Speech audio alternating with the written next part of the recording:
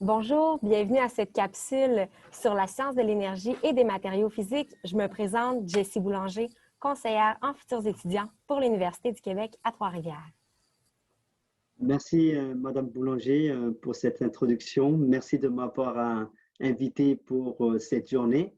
Donc, bienvenue à la journée des professionnels de l'éducation de l'UQTR. L'événement qu'on a voulu créer aujourd'hui, c'est vous permettre de mieux connaître nos programmes. Et en particulier, pour mon cas, c'est les programmes en sciences de l'énergie et des matériaux et physique. Donc, voici comment se déroulera notre présentation d'aujourd'hui. Après cette courte introduction que je viens de vous faire, je vais me présenter car je suis le directeur du programme et c'est avec moi que vous allez souvent communiquer pour mieux connaître nos programmes et les directions que nous avons dans nos programmes. Par la suite, je ferai une présentation succincte de nos programmes en sciences de l'énergie et des matériaux et physique. Donc, je me présente, je suis Adam Diong, professeur au département de chimie, biochimie et physique à l'UQTR. Je suis également chercheur à l'Institut de recherche sur l'hydrogène et du Centre québécois sur les matériaux fonctionnels, qu'on appelle souvent CQMF. Je suis également le président du comité académique du CQMF. Donc, sans plus tarder, simplement pour vous dire, si vous êtes intéressé par rapport aux recherches que nous faisons, vous pouvez simplement aller sur le lien www.dionglab.ca. Nous avons en fait un slogan également pour soutenir notre travail, c'est de dire que l'énergie est ce lien invisible qui relie toutes choses. Les matériaux nous en fournissent les preuves. Donc, après cette introduction, voici les atouts de nos programmes. Alors, nos programmes, en fait, sont intéressants. Pourquoi? Parce que nous avons un contact fréquent et direct avec les étudiants. Les professeurs, en fait, rencontrent souvent les étudiants pour les aider et à mieux comprendre, en fait, non seulement les cours théoriques, mais également les travaux de laboratoire que nous effectuons. Nous avons une diversité, une complémentarité de la formation des professeurs. Nous avons des professeurs qui sont des spécialistes en physique, en chimie des matériaux, en simulation, et bien plus que ça. Mais c'est simplement pour vous donner une idée de la diversité des connaissances que nous avons dans nos programmes. Nous avons aussi des personnels auxiliaires qui sont disponibles pour aider les étudiants à utiliser une instrumentation de pointe ou à comprendre des techniques qui sont vraiment spécifiques à la recherche. Nous avons également des technologies qui sont vraiment disponibles à l'Institut de recherche sur l'hydrogène et à l'Institut d'innovation en écomatériaux, écoproduits et éco-énergie. Donc, c'est des instruments en fait qui sont faits, beaucoup de ces instruments sont faits maison, donc elles sont uniques dans le monde. Donc, les débouchés que nous avons pour nos étudiants, et ça a été montré, hein, puisqu'il y a plusieurs de nos étudiants qui ont trouvé des jobs, soit en académique, en tant que professeur universitaire, collégial ou bien au cégep, ou bien en étant professionnel de recherche.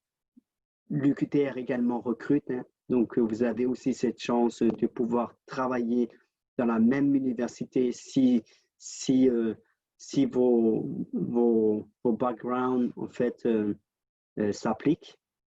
Vous pouvez devenir aussi chercheur dans des grands centres au Canada comme à l'extérieur parce que nos programmes sont reconnus de par le monde. Vous pouvez également travailler pour le gouvernement, être conseiller scientifique dans des ministères, par exemple. Si ces choix ne correspondent pas à ce que vous souhaitez, il y a aussi des industries qui prennent beaucoup de nos étudiants en tant que chimiste, en tant que conseiller en modélisation, directeur de projet en industrie. Vous pouvez aussi être analyste Et donc, il y a plusieurs compagnies, mais je vais en citer quelques-uns pour vous donner des exemples concrets. Il y a Hydro-Québec, par exemple, il y a Ford, General Motors, Desjardins, Hatch, Texan, Nemaska Lithium, Canada Nuclear Laboratory, Breaker, TA Instruments, Cetaram, pardon. Donc, ça en fait plusieurs et il y en a encore bien d'autres où nos étudiants se sont vraiment insérés dans ces compagnies et travaillent maintenant depuis plusieurs années. Alors, les expertises de nos professeurs, elles sont multiples car la science des matériaux ne touche pas uniquement la physique ou la chimie, les matériaux, mais on a aussi des gens en génie électrique, génie informatique, génie mécanique, en gestion de l'énergie.